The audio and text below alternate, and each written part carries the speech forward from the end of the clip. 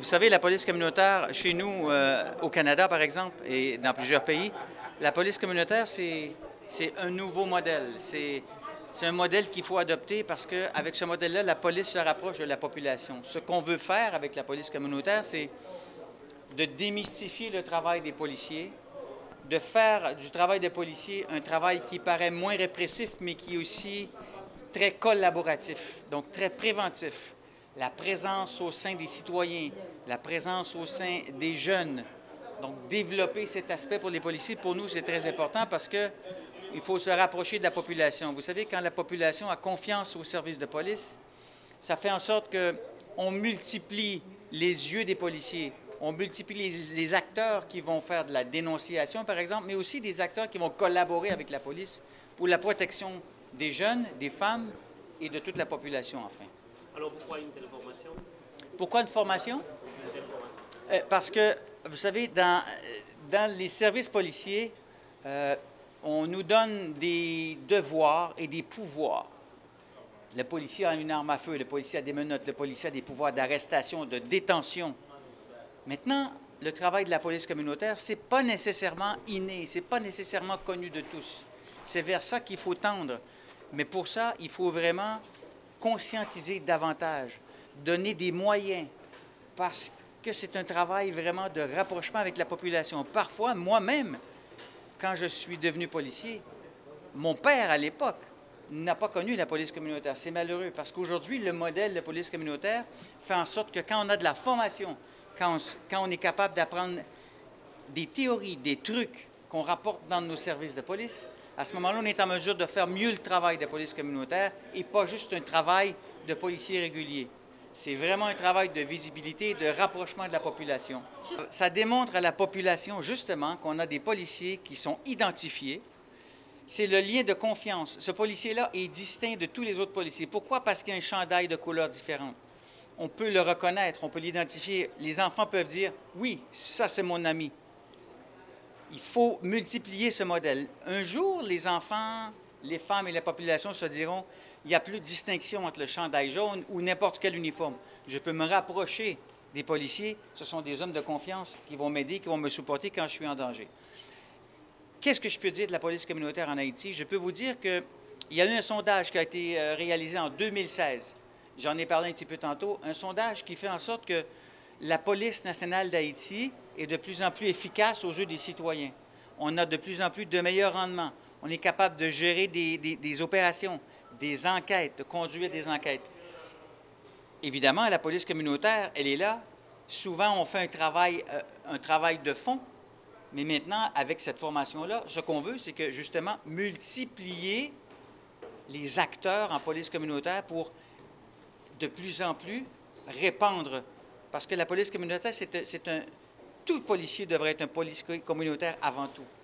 Et c'est ça qu'il faut recréer et c'est ça qu'il faut faire maintenant. Un message pour tous les policiers, pour la population haïtienne, la Direction générale de la police nationale?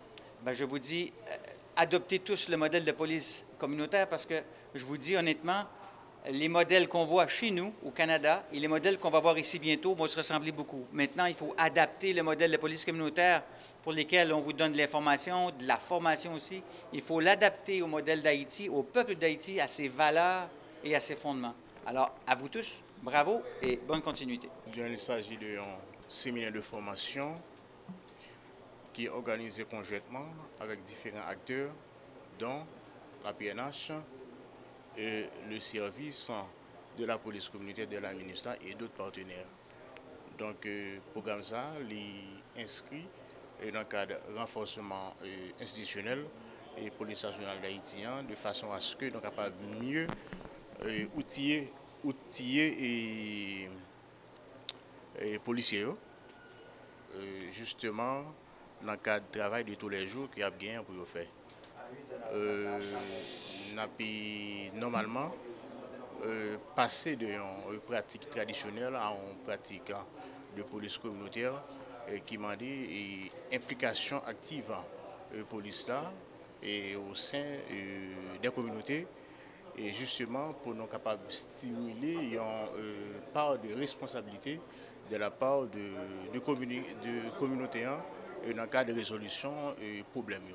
Donc formation ça va permettre que les policiers deviennent plus professionnels dans l'action de tous les jours qui a bien pour poser et ça va autour un ensemble de maturité, OK, pour être capable de connaître qui gens pour traiter et avec la communauté dans le cadre et résolution de différents problèmes auxquels la communauté a confronté. Environ combien de participants de l'activité?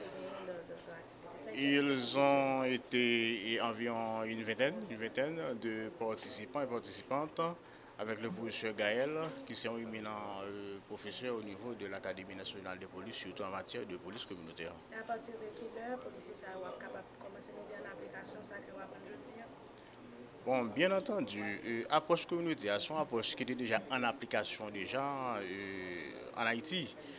Donc, on connaît que son science a évolué. Donc, c'est normal à ce que les policiers soient armés de nouvelles connaissances, de nouvelles notions dans la matière, juste pour parfaire les relations, comportement, et pour être capable de gagner suffisamment de bagages, pour être capable de mieux traiter avec la population et connaître qui stratégie, qui méthode pour utiliser, pour être capable de mieux accepter par la population et jouer une collaboration avec la population dans le cadre de lutte menée contre la criminalité, l'incivilité, le désordre, tout ça. La formation, ça a duré combien de jours?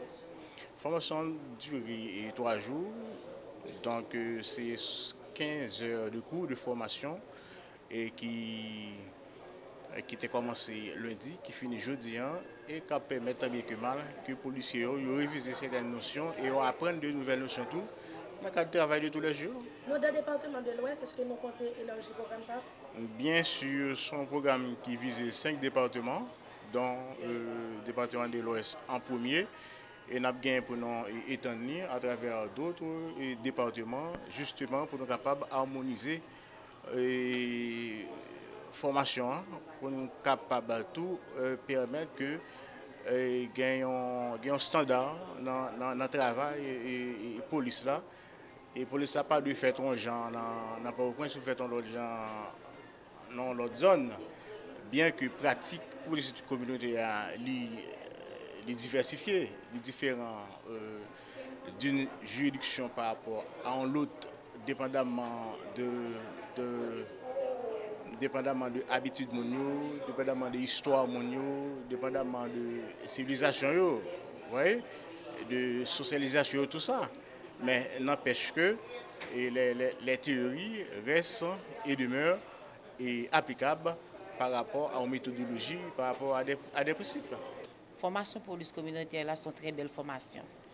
Li permettent d'apprendre un pile bagage aujourd'hui et comment pour nous créer, pour nous faire une sorte de rapprochement avec la communauté, créer un partenariat pour être capable de résoudre problèmes que la société a gagné avec piliers et police communautaire, lui permettre une bonne relation entre la société avec la police. Identifier les problèmes et puis chercher des solutions, évaluer pour nous être capable